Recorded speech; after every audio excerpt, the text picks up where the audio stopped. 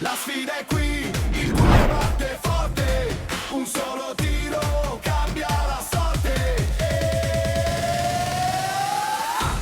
Penalty, il gioco si decide qui. Penalty, emozioni fino all'ultimo sì. Penalty, ogni istante è magia. Penalty, la vittoria è energia. Penalty.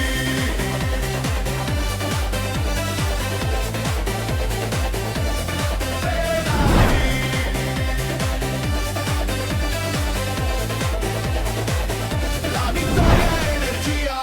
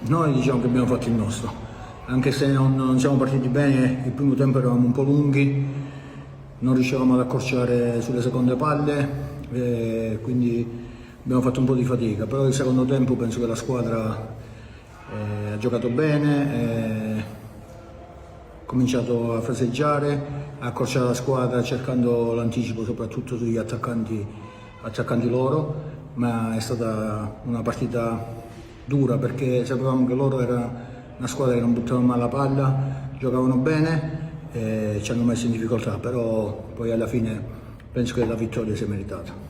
Sono molto felice, più che altro per la squadra, meritavamo questa partita, stiamo lavorando molto bene tutti insieme e quindi sono molto felice.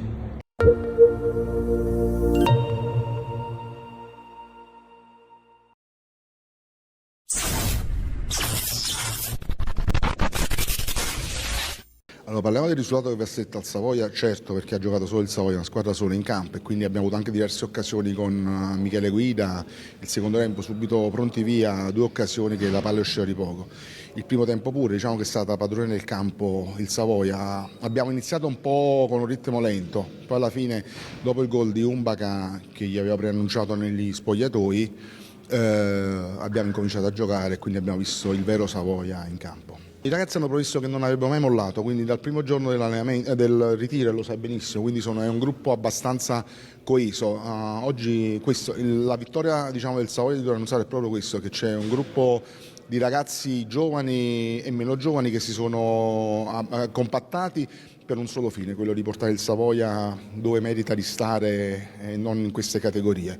Del resto anche noi come società e anche lo staff tecnico, quindi diciamo che il percorso è ancora lungo, ci sono ancora 4 partite, io stavo morendo perché alla fine della partita su tutto sport era uscito Nissa Gela 1-1, io stavo morendo di infarto al centro del campo, invece è una fake, oggi è 2, avevamo fatto lo scherzo del 1° aprile che era ieri, quindi va bene così lo stesso. L'importante è che siamo sempre lì sul pezzo, mi sembra che il Palermo forse ha perso punti, quindi diciamo che è un campionato strano perché in pochi punti ci sono parecchie squadre, ci siamo succedute primi in classifica diverse squadre, quindi vuol dire che è un campionato molto equilibrato e chi avrà la forza e la determinazione di tirare fino alla fine penso che l'avrà vinta. E noi sappiamo dove vogliamo arrivare, sai che ci sono importanti cose in corso, quindi la società ha sempre fatto sentire la presenza, la tranquillità ai ragazzi e a tutti coloro tutte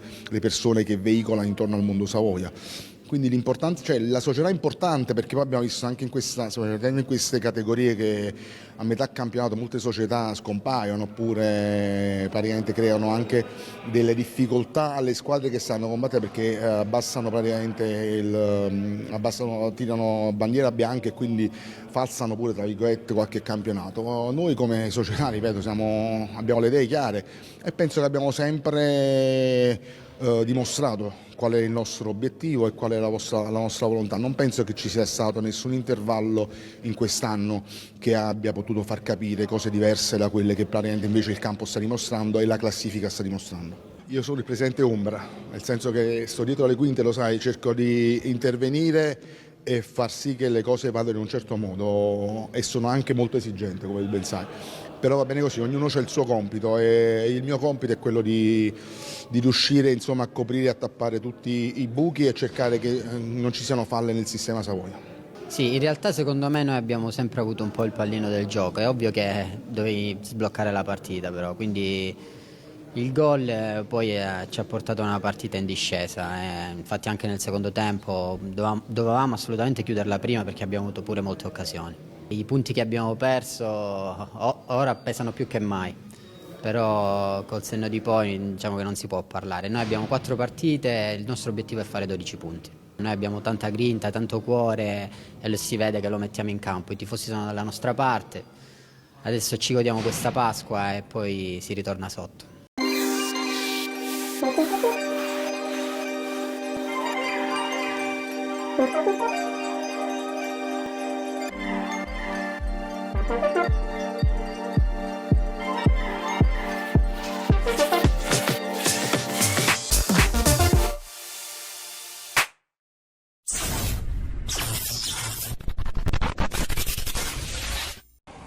Penso la partita è stata vista da tutti, oggi i miei ragazzi hanno surclassato sotto l'aspetto dell'agonismo, delle occasioni da rete Ligea, abbiamo giocato una partita intelligente, una partita dove abbiamo aspettato il momento giusto, volevamo questa vittoria e ci sono riusciti e questa è la cosa più importante. Non ricordo un'azione o un tiro importante o una parata del mio portiere, questo quindi la dice lunga su quello che oggi ha prodotto il Ragusa Calcio. Prima della partita abbiamo avuto delle defezioni importanti e che è subentrato, ha dimostrato di essere un uomo che ci tiene a questa salvezza come del resto tutto il gruppo. Ora noi dobbiamo lavorare per cercare di continuare sulla nostra strada e arrivare il più velocemente possibile, se siamo bravi, ad una salvezza che oggi più che mai penso sia possibile. Purtroppo prendere gol al 95esimo, 96esimo fa male, perché comunque fino alla fine abbiamo provato a cercavamo di vincere la partita. Sappiamo che purtroppo in questo periodo queste cose possono capitare. È andata così e guardiamo avanti. È un campionato, come ti ho detto altre volte, che penso sia per quanto riguarda la vittoria finale sia per quanto riguarda la salvezza si deciderà entro le ultime 2 partite di campionato. È un campionato dove ogni domenica, come ti ho già dichiarato, possono avvenire risultati importanti e quindi sì, ora la palla passa di nuovo a noi. Dopo aver sprecato 2 match point con Vibonese e Lamezia, ma non come prestazione, ma solo ed esclusivamente per reti fatte, oggi ci godiamo questa vittoria. Qualsiasi cosa sarebbe successa, comunque cercheremo di onorare al meglio la maglia, sempre e comunque. Oggi purtroppo è andata come è andata. Dobbiamo accettarle e guardiamo avanti. Prepariamo per questa nuova battaglia sportiva contro una squadra che in questo momento è in difficoltà e che sicuramente contro di noi venderà cara la pelle. Noi andremo con tanta umiltà, come abbiamo fatto sempre, giocandoci la nostra partita a viso aperto, cercando il risultato positivo come ho detto poc'anzi, perché ora diventa di vitale importanza dare continuità di risultati e quindi mi aspetto dopo questa pausa un Ragusa ancora più agguerrito, un Ragusa che creda ancora di più nelle proprie armi, nei propri mezzi, per andarsi a giocare questa partita a Messina, questo scontro diretto, nel migliore dei modi.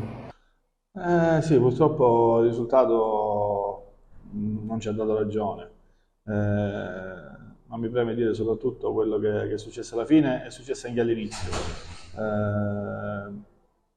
Noi a Barcellona diciamo che ospitiamo tutti con grande rispetto e con grande stima. Purtroppo negli altri posti non capita così, oggi non c'era neanche un commissario di campo, una procura, da noi vengono 3-4 a volta, per cui quello che fa male è proprio questo, che certa gente nel calcio secondo me non ci dovrebbe proprio stare, perché non è una questione di vittoria o di sconfitta. È iniziata così ed è finita peggio, una mancanza di rispetto totale nei confronti della società e dei calciatori.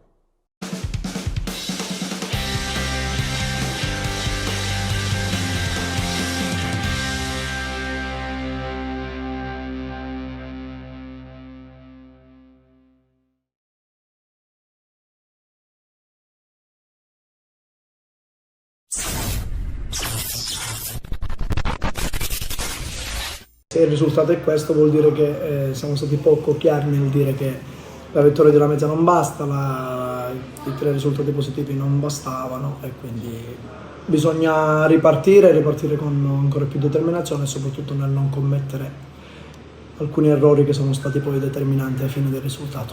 E la cosa che dà fastidio è che comunque poi quando capita ai calciatori un po' più esperti è normale che è la cosa che infastidisce maggiormente, come abbiamo detto prima, però sono cose che purtroppo nel calcio capitano. Oggi è capitato a noi e non doveva capitare, però dobbiamo guardare avanti perché questi siamo e lo sapevamo e da questi dobbiamo ripartire. Ma allo stesso tempo adesso non possiamo buttare giù alle ortiche quel poco di buono che era stato fatto, perché comunque sono gli stessi calciatori fino a domenica scorsa per 3 partite di seguito non hanno preso gol, stessi calciatori che domenica scorsa hanno sbancato la Lamezia e quindi bisogna ripartire da questo. Se alle difficoltà di organico, alle difficoltà tecniche, alle difficoltà fisiche, tattiche, a tutto quello che questa squadra ha passato, ci aggiungiamo pure che siamo un po' di autolesionisti, permettetemi il termine, allora vuol dire che ci piace soffrire.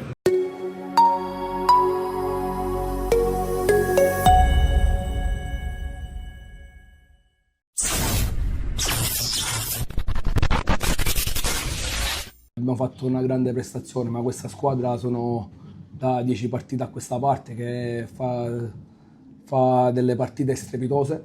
Giochiamo secondo me, a mio avviso, uno dei migliori calci della Serie D.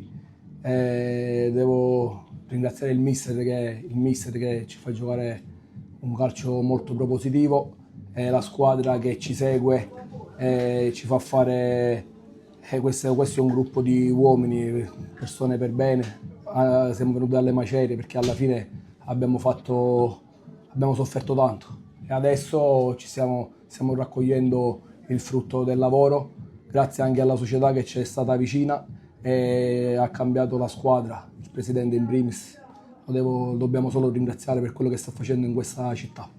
Ma a noi non ci interessa la classifica, un playoff, è normale, se facciamo i playoff è una cosa stupenda per come siamo partiti, per come stiamo arrivando, però la cosa più importante, come dice il nostro presidente, è il percorso. Noi dobbiamo sempre crescere e la squadra giorno dopo giorno sta crescendo. E adesso dico che è una squadra forte, noi siamo una squadra forte, completa, unita, fatta di gente, di giocatori meravigliosi perché ci danno l'anima, tutti qua sudano, ci alleniamo 2 volte, alla fine non mollano niente questi ragazzi, devo fare solo i complimenti. Vi aspettiamo sempre di più nella prossima partita casalinga.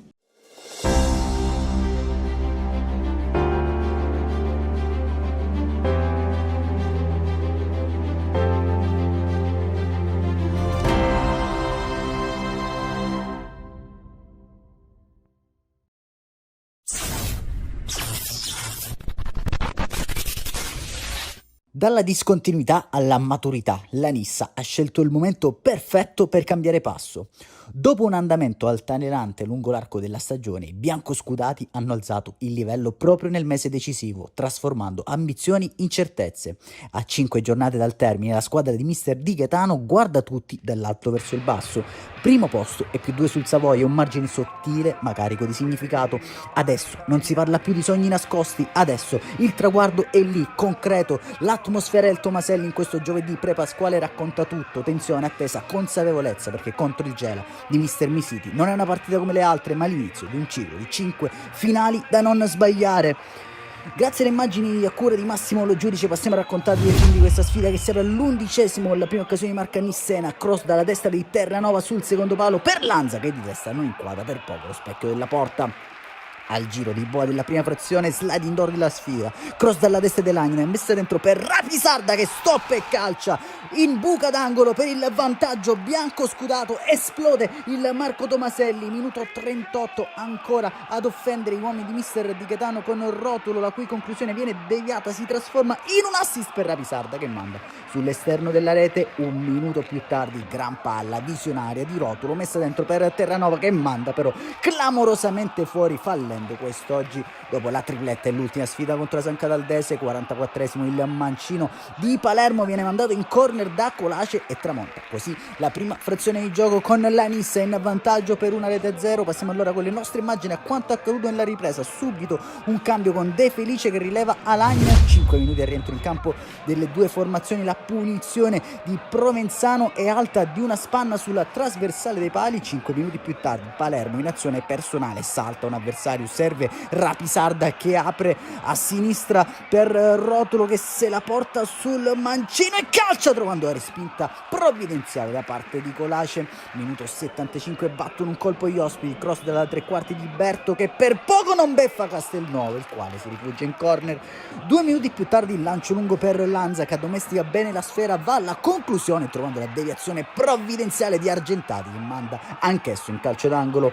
Ancora cambi con Cragol che rileva Rotolo sul rettangolo verde del Tomaselli e proprio da un corner di Cragol sul primo palo per Cusumano e colpisce di testa trovando ancora la respinta di Colace. Nel finale scampoli di gara anche per Sarao, il logo di Terranova, dentro anche Silvestri per Cusumano. Non accade più nulla al Marco Tomaselli, la Nissa si impone sul Gela in questa prima serie di finali, ne mancheranno 4 da qui al termine del campionato e il sogno è lì vicino, 5 partite, nessun margine d'errore, la Nissa c'è, adesso serve l'ultimo passo. Un saluto amici appassionati, appuntamento come al solito alla prossima.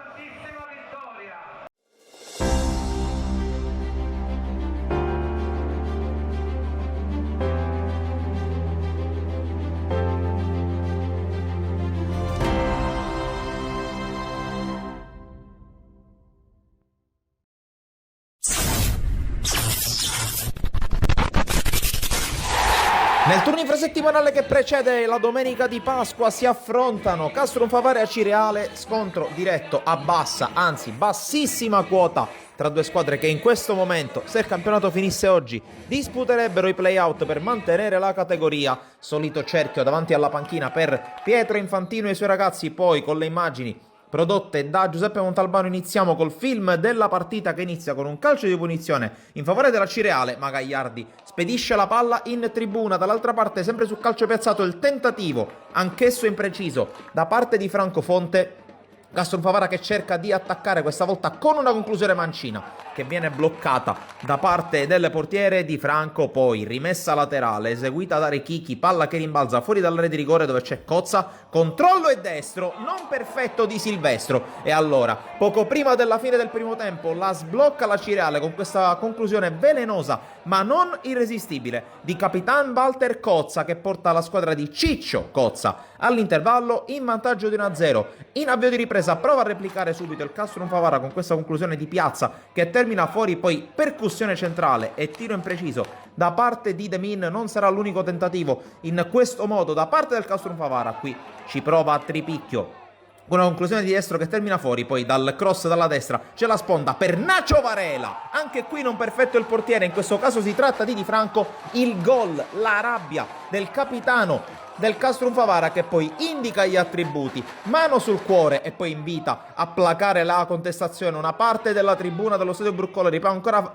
Varela prova a mettersi sulle spalle la squadra. Infine conclusione col destro imprecisa da parte di Tripicchio, altra palla messa lunga verso l'area della Cireale con la sfera che arriva ancora dalle parti di Tripicchio. Mancino sventagliato che termina fuori. Dall'altra parte Acireale che ci prova con questo calcio di punizione battuto da Davide Di Stefano, lo smanaccia fuori questa volta senza difficoltà di Silvestro. È l'ultima azione della partita che dopo il triplice fischio del signor Pascuccio termina 1-1. Non si muove praticamente nulla in classifica per Castrum Favara e Acireale. Alla prossima!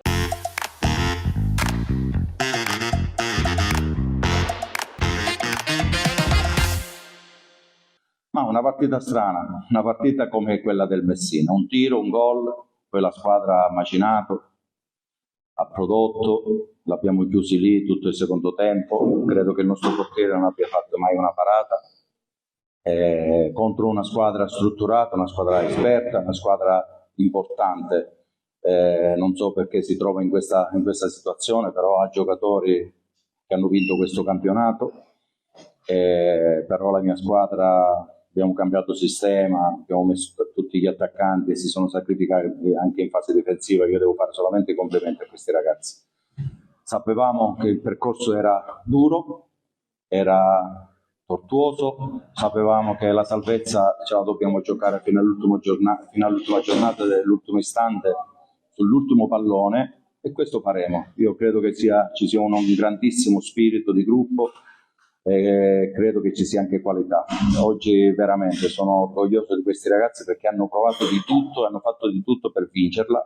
Era una partita da vincere, non ci siamo riusciti, però nessuno può imputare che i ragazzi non ci hanno mai provato. Sicuramente l'ultimo minuto è stato solo il cuore a provare a vincere la partita, però è mancato un po' di lucidità, è mancato l'1 contro 1, però devo dire che veramente questi ragazzi stanno facendo di tutto per salvare questa categoria.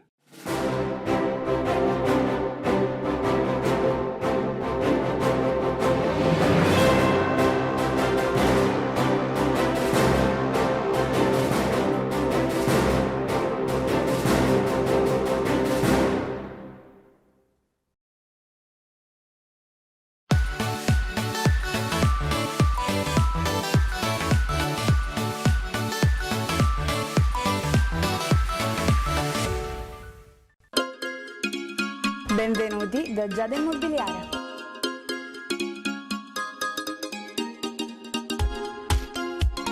La professionalità come punto di partenza, la qualità dei servizi come riferimento essenziale. Tutto questo è Giada Immobiliare di Giuseppe D'Antonio.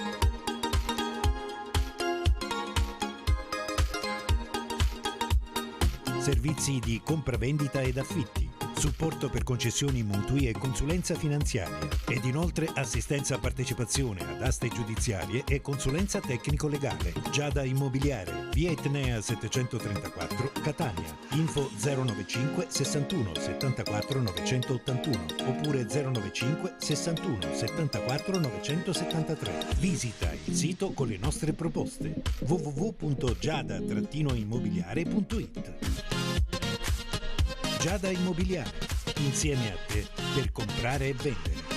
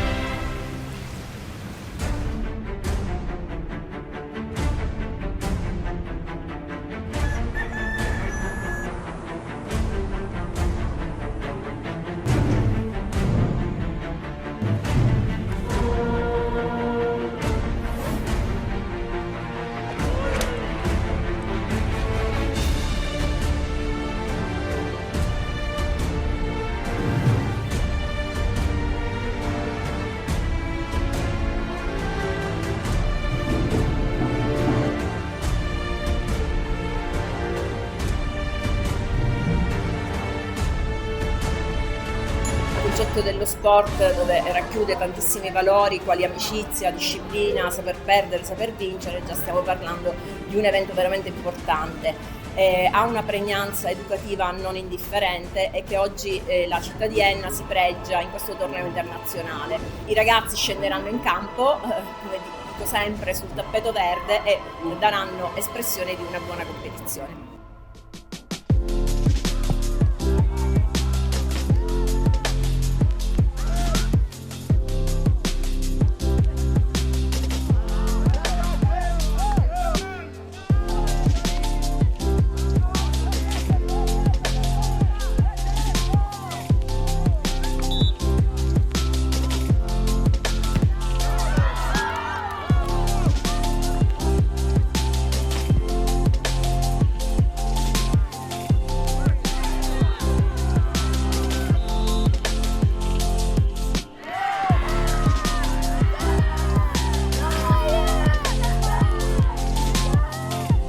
Questo è il succo di un anno di attività, per poi col confronto con altre realtà sportive, così come quest'anno qui la partecipazione alla città di Malta, porta sicuramente curiosità e motivazione in più ai ragazzi, perché attraverso lo sport, oggi calcio, ma qualunque tipo di attività sportiva va a farsi, non è altro che un processo formativo ed educativo per loro, e non solo per loro, perché dobbiamo mettere anche in confronto la generalità e chi dirigenti e tecnici, quindi diventa un momento di formazione generale per raggiungere un risultato che non è tanto quello della vittoria, ma quello del gesto di fair play, che permetterebbe a tutti una crescita e l'inserimento umano nel sociale in natura diversa rispetto alle regole, così come il calcio attraverso le regole che da rispettare propone.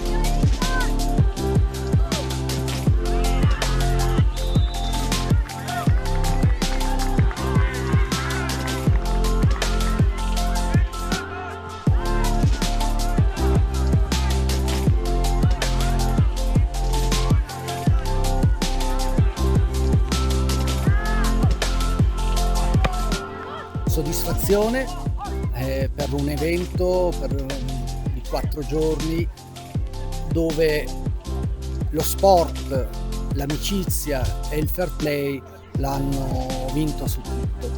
Io ringrazio la SD Polisportiva Progetto Enna Sport 2004, una società affiliata al nostro progetto Next Generation, appunto per averci regalato questa Pasqua che non è stato solo calcio, ma appunto è stato anche conoscenza del territorio, confronto con squadre che vengono anche dalla vicina Malta, ma anche da altre province e anche regioni. Un plauso a tutti i bambini e una buona Pasqua a tutti, grazie.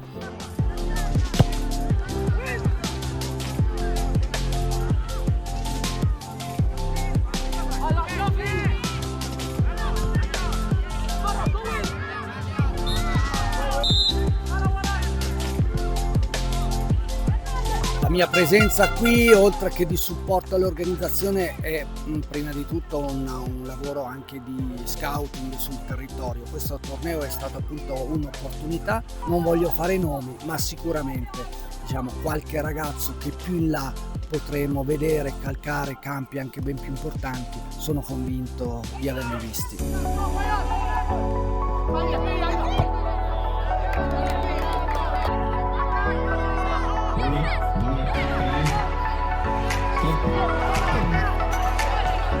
Cala il sipario sulla 10ª edizione del torneo internazionale di calcio giovanile Città di Enna. Protagonisti gli esordienti impegnati al campo Enrico Greca di Pergusa in un torneo con formula a 9. 15 le squadre partecipanti, protagoniste di una manifestazione che ha richiamato giovani talenti dalla Sicilia, dalla Calabria e da Malta, confermando ancora una volta Enna come punto di riferimento per il calcio giovanile. C'era il timore del brutto tempo, invece devo dire che il buon Dio ci ha fatto fino a oggi bel tempo, quindi ringrazio innanzitutto il Dio di lassù. Ringrazio l'amministrazione comunale nella persona del sindaco Di Pietro e dell'assessore Rosalinda Campanile per il sostegno economico e anche morale. Ringrazio i miei componenti dello staff, a cominciare dal vicepresidente Luigi Bonasera, il segretario Fabrizio Russo e il piccoletto Salvatore Lodato. Io faccio una dichiarazione ufficiale, ho raggiunto l'obiettivo di arrivare a 10, abbiamo fatto un bel torneo, penso, poi alcune critiche ci possono stare, ci mancherebbe altro. Ringrazio il futuro mister Claudio Lucchini per l'appoggio morale e sostanziale. Diamo l'appuntamento il 18 aprile, che noi siamo anche affiliati a UC Sampdoria, e quindi dovremo ospitare i mister del Principato per vedere i nostri ragazzi e anche un momento di formazione. Chiudo dicendo che questa è l'ultima edizione del torneo di Pasqua. Dall'anno prossimo sarò di nuovo un confrate effettivo.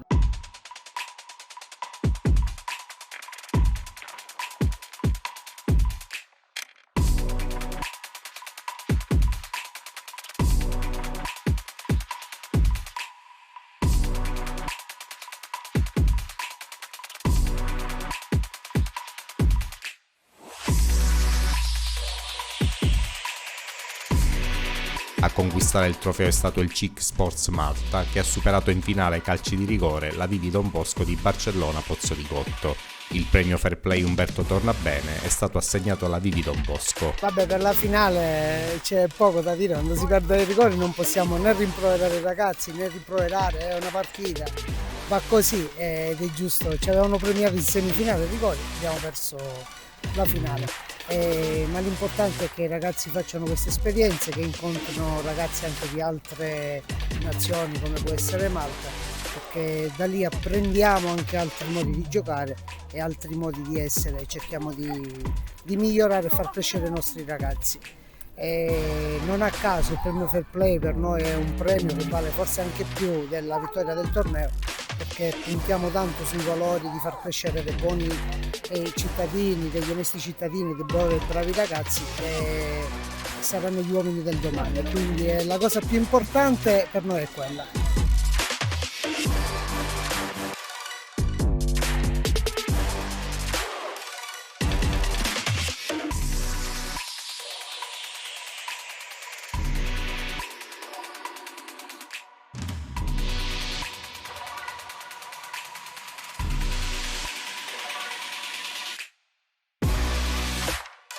È stata una bella esperienza qua ad Enna, i ragazzi ovviamente hanno fatto 3 giorni di sport e visitare anche la città, è la prima volta che veniamo qua con questa categoria e speriamo di ritornare in futuro con altre categorie.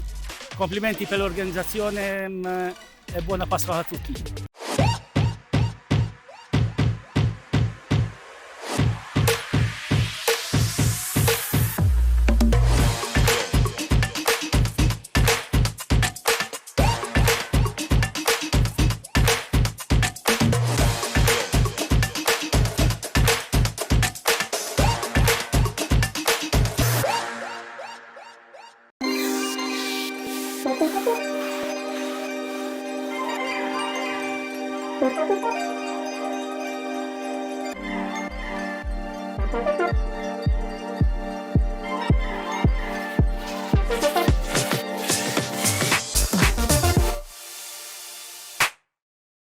Doppio appuntamento di penalty sul canale 19 di TVM Palermo. Il mercoledì alle 15:30 ed il giovedì alle 21. Parliamo solo di calcio dilettantistico siciliano. Da non perdere.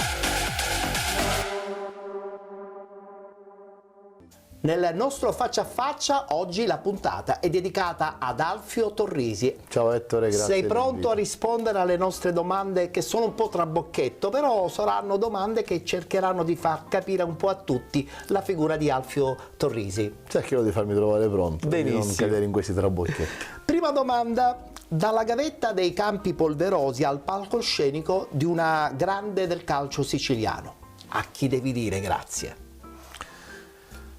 Una bella domanda. Alla mia famiglia, a mia moglie in particolar modo, mia primissima tifosa assoluta, sin dalla terza categoria, proprio dai Campi Polverosi alla terza categoria.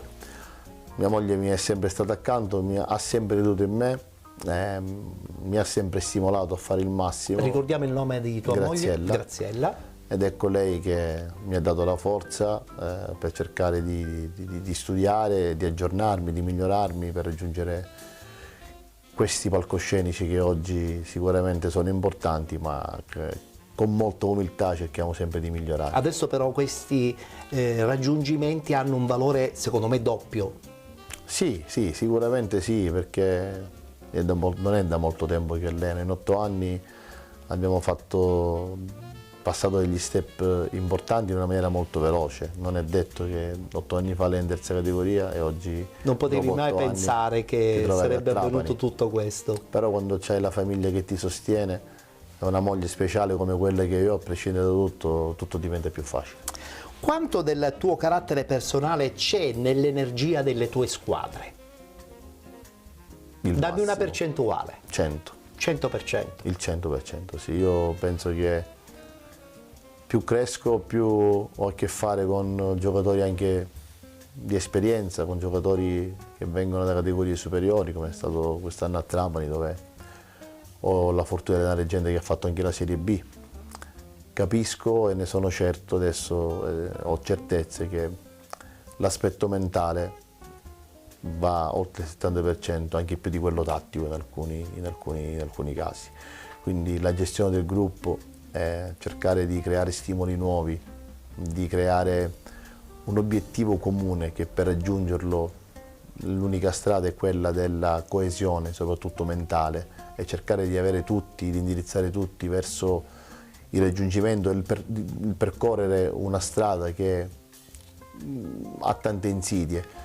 Però le insidie bisogna superarle soprattutto con la forza mentale. Tutto questo poi ti serve anche per avere la disponibilità da parte di questi giocatori leggermente un po' più famosi. È così, perché quando tu riesci a prenderli sotto l'aspetto mentale, io lo capisco quando poi con i giocatori si arriva anche al punto di parlare delle cose personali, delle cose familiari, dei problemi che hanno fuori dal campo. Quando si riesce a arrivare a questo vuol dire che li hai presi, e quelli sono dei giocatori che dentro il campo ti daranno tutto, il massimo, anche più di quello che hanno. La cosa che faresti di impatto nel mondo del calcio, senza pensarci un attimo? Dare la possibilità a chi merita di giocarsi le proprie chance, soprattutto a livello documentale, cioè nel senso, io sono stato ammesso al corso di Coverciano in una maniera molto fortunosa, chiamiamola, no? Perché con il punteggio non sarei mai entrato, e questo è un grosso handicap, perché c'è gente che non ha giocato al calcio come non ho giocato io, che ha tutto il diritto di partecipare ai corsi, ha tutto il diritto di avere un sogno nel cassetto, di avere una coltivarlo chance. E avere una chance, hai detto la parola giusta. Quindi io cambierei questo metro di giudizio per l'ammissione ai corsi, per dare la possibilità alla gente di dimostrare, perché io penso che c'è tanta gente che non ha titoli perché non li può prendere, ma che ha le capacità comunque di allenare anche noi professionisti. Hai un po' anticipato la domanda che adesso ti voglio fare. Sei appunto diventato un allenatore professionista con il patentino di seconda categoria, ma quanto ti senti diverso rispetto a prima adesso? Sotto il profilo professionale di competenza tanto, perché Coverciano è stata un'università del calcio, una situazione dove veramente è preso tanto, sia sotto l'aspetto tecnico ma soprattutto sotto l'aspetto umano. Il continuo confronto con i corsisti e con i docenti riesce a darti qualcosa che non puoi trovare sui libri, su webinar, su tutto quello che, perché lì si parla di realtà vissute nei campi, di situazioni reali, e quindi soprattutto con le persone che l'hanno vissuto in prima persona. In prima persona, certo. A livello umano tanto anche, ma soprattutto a livello anche didattico, e hai avuto possibilità di prendere nuovi spunti, cose che naturalmente prima non potevi sapere. Chiaro. Cosa fai prima di una partita importante? Cioè la tua notte prima della partita importante, come la vivi? Dormo. Riesci a riposare? Sì, quindi dormo la bene. tua adrenalina scatta soltanto quando poi arrivi in campo? No, la notte riposo serenamente, tranquillamente, anche in albergo quando siamo fuori, non ho mai difficoltà sotto questo punto di vista, perché penso che il nostro non dobbiamo farlo più il sabato sera se non dormiamo, il nostro dobbiamo farlo bene dal martedì al sabato Questo è mattina. anche vero. Il sabato dobbiamo andare a letto sereni, di aver fatto il massimo per portare la squadra a una performance sia mentale, tattica, importante, e aver dato tutti gli argomenti possibili e immaginabili ai tuoi giocatori per cercare di poter fare male all'avversario. Cosa amano di te i tuoi giocatori, e vorrei sapere anche quello che non sopportano di te i tuoi giocatori? No, onestamente è una domanda che non mi sono mai fatto. Io ho il mio modo di lavorare, il mio modo di colloquiare, e penso che a prescindere da cosa possa piacere a loro o meno, io tutto quello che faccio lo faccio con onestà, con coerenza e con trasparenza, quindi ho la coscienza pulita. Poi magari con qualcuno ci può essere un po' di empatia, con qualcuno meno, però quando noi facciamo tutto e lo facciamo con l'onestà intellettuale, senza guardare il nome, la carta d'identità, ma basandoci solo su quello che dice la settimana, io penso che sicuramente non possiamo piacere a tutti, però nessuno può dire che facciamo scelte per antipatia o simpatia, perché quando l'allenatore fa le scelte in base a ciò che vede della settimana guadagna il rispetto del gruppo, perché a discapito di uno che sta poco bene, gioca un altro che sta bene o che ha fatto qualcosa in più durante la settimana, non può creare equivoci assoluti. Assolutamente. Per chiudere, cosa metteresti davanti a tutto? Attenzione, la tua famiglia, la fama... La famiglia. Aspetta, non vuoi sentire le altre? Assolutamente. La famiglia al di sopra di tutto. Al di sopra di tutto. Per me, neanche i soldi, no, la fama? Non esiste. La famiglia per me è l'unica cosa che conta nella vita. Anche perché ci hai costruito un po' anche la tua intellettualità forte, no? Per me la famiglia è la cosa più importante. Avere una famiglia unita, di sani principi, è una cosa che per me è fondamentale. Sto cercando di trasmettere questo ai miei figli, e per me è una cosa di vitale importanza. Senza l'appoggio di una grande donna o di una famiglia che ti sostiene non puoi andare da nessuna parte. Io domenica allo stadio, la partita proprio contro il Catania, avevo i miei figli, la mia famiglia, i bambini sono entrati mano per la mano con i capitani, uno con Lodi e l'altro con il mio, mia moglie in tribuna a tifare. Poi quando tu arrivi a fine partita, il piccoletto mi dice, il maschietto, alla mamma sono orgoglioso di papà, oppure mia moglie che è veramente orgogliosa di me. Questo è un principio su cui sono le basi, su cui andare a creare la carriera, il futuro, anche economico, perché no? Io in particolar modo, avendo perso il papà a 2 anni, è stata una mia spada di Damocle non poter avere una famiglia che magari ho sempre sognato da piccolo, e cerco di averla adesso dove io ne sono a capo. Vogliamo ricordare i nomi dei tuoi bimbi? Sì, Gaetano e Francesca sono 2 gemelline. 2 gemelline, di sì. 5 anni, che adoro. E le immagini parlano di una felicità tua esagerata proprio anche nei confronti della tua famiglia. Sì, per me la famiglia è tutto. Ripeto, io non potrei vivere senza la mia famiglia. Grazie al nostro Alfio Torrisi, a cui auguriamo ogni bene e ogni fortuna per i suoi sogni, e anche alla sua bella famiglia che lo accompagna praticamente sempre 24 ore su 24. Sì, è vero, la mia famiglia mi accompagna sempre, mia moglie mi è stata sempre vicina in momenti difficili, come quest'anno. Dopo l'esonero la prima cosa che ha fatto mi ha sistemato la valigia, anche se non stavamo benissimo. Diceva, ecco Verciano, vatti a prendere sto corso e l'autostrada già è ben delineata, vatti a prendere il patentino. E questo per me è un motivo di forza e di orgoglio, perché quando c'hai qualcuno alle spalle che ti spinge a dare sempre qualcosa di più, e quelle sono le fondamenta, le basi per crearsi qualcosa di importante nella vita. Grazie ad Alfio Torrisi, abbiamo concluso qui lo spazio dedicato al faccia a faccia. Appuntamento al prossimo.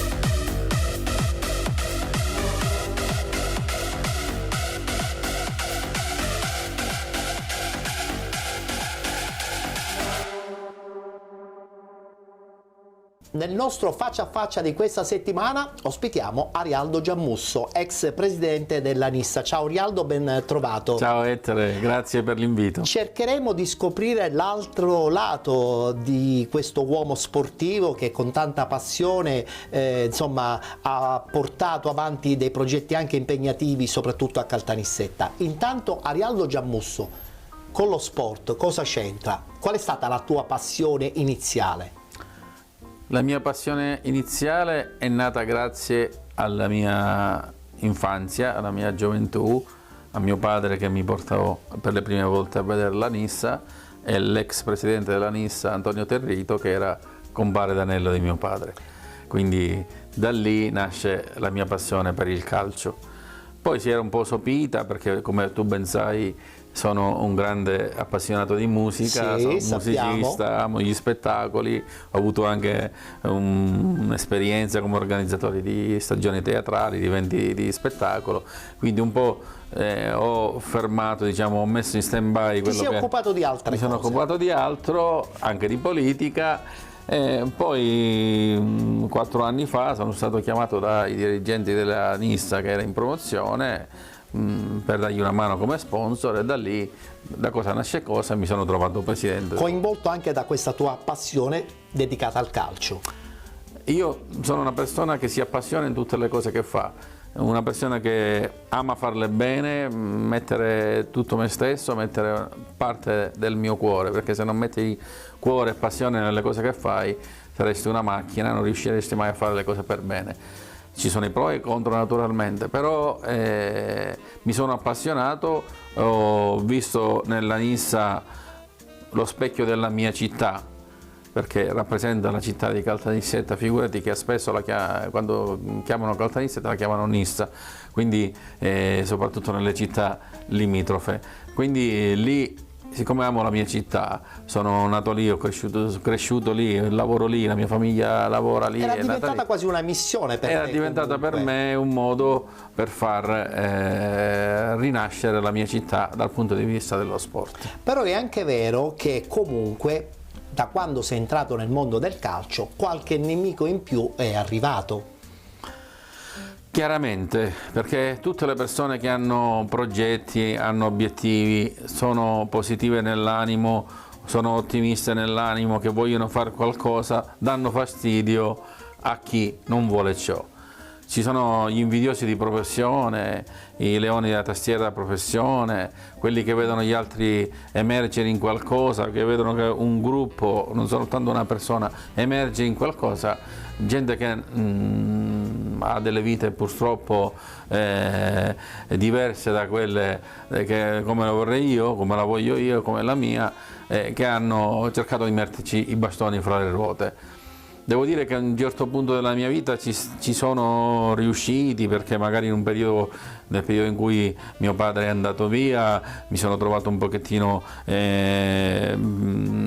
spiazzato e un po' demoralizzato, e quindi lì annunciai il mio addio alla Nissa già molto prima della fine del campionato. Quindi, però voglio dire, poi ho riflettuto bene e ho capito che non bisogna mai darlo vinta alle persone che gettano negatività su quello che fai, le persone che criticano gratuitamente, perché una cosa è trovarsi a gestire una squadra di calcio e una cosa vedere la partita in tribuna, anzi c'è questo tipo di persone, spesso non la vedono nemmeno la partita in tribuna, stanno a casa soltanto dietro ai computer a criticare. Ecco, legando un pochettino la tua figura alla tua vita personale, una vita piena di impegno, perché c'è la tua azienda lavorativa, c'è la tua passione per una squadra di calcio, ma c'è soprattutto, come hai detto tu poc'anzi, la passione nei confronti anche dell'arte, dello spettacolo. Per esempio, da provetto cantante, probabilmente il tuo sogno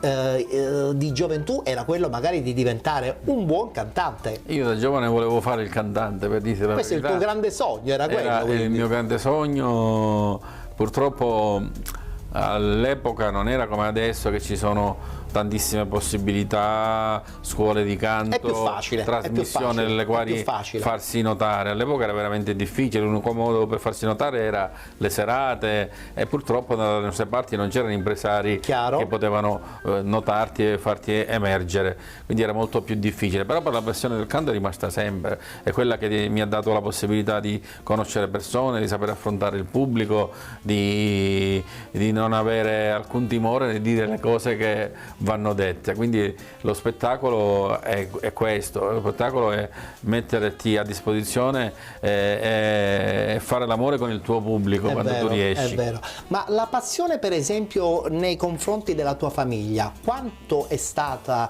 importante? Cioè la tua famiglia ha costruito anche un po' probabilmente la tua personalità di oggi?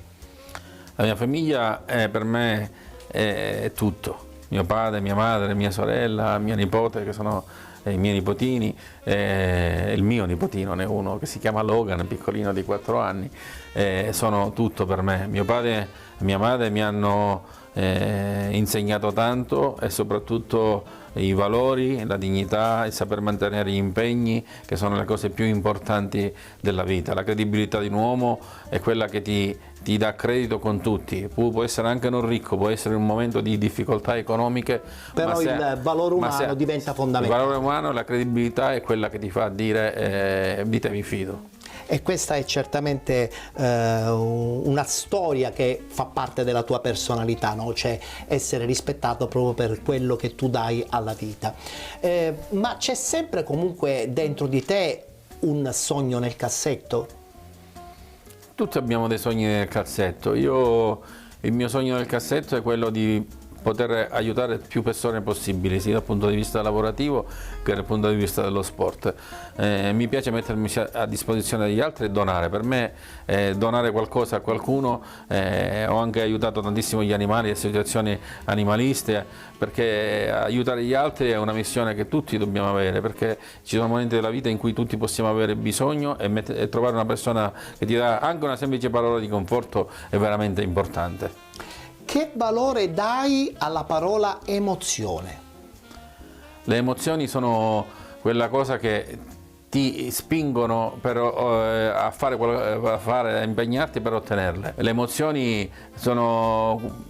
possono essere anche le più semplici che io ho potuto apprezzare, sia dall'applauso dei miei ragazzi ai cori che mi facevano negli spogliatoi, all'abbraccio dei miei dipendenti in azienda, al fatto che magari mi portano il caffè e mi danno una pacca sulle spalle e mi prendono anche in giro. Per me sono queste grandi emozioni. Io vivo la socialità, la collegialità, lo stare insieme alle persone in maniera molto presente, molto gradevole, per quando cerco di essere più gradevole possibile con le persone, cerco di non scontentare mai nessuno, anche se spesso purtroppo questo non è possibile, però dico, le emozioni nascono soprattutto qua nel cuore, e questo te lo possono dare fattori esterni che tu cerchi di governare, ma ci sono quelli che non riesci a fare, però è veramente emozionante anche essere qui accanto a te in questa trasmissione per me.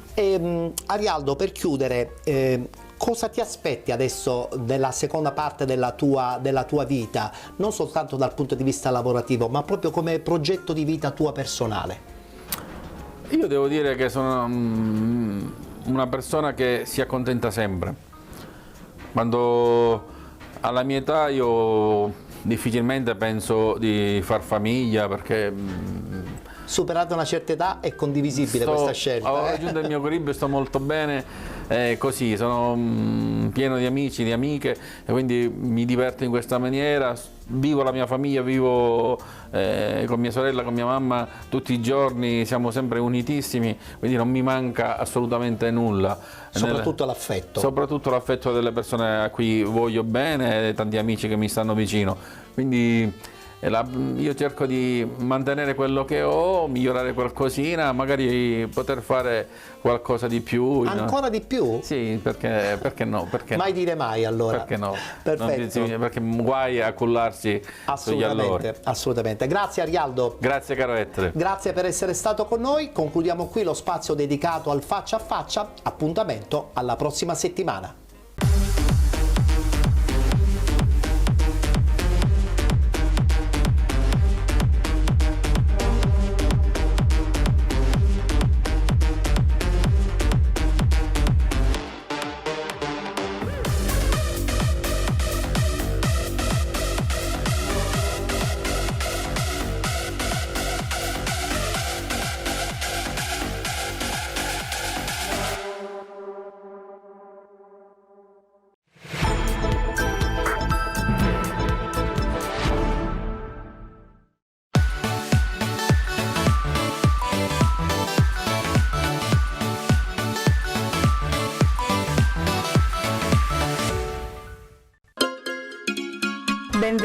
da Giada Immobiliare.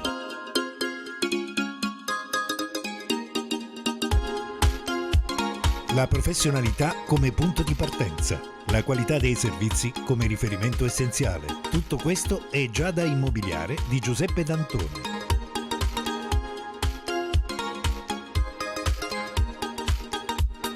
Servizi di compravendita ed affitti, supporto per concessioni mutui e consulenza finanziaria ed inoltre assistenza a partecipazione ad aste giudiziarie e consulenza tecnico-legale. Giada Immobiliare, via Etnea 734, Catania. Info 095 61 74 981 oppure 095 61 74 973. Visita il sito con le nostre proposte www.giada-immobiliare.it. Giada Immobiliare, insieme a te per comprare e vendere.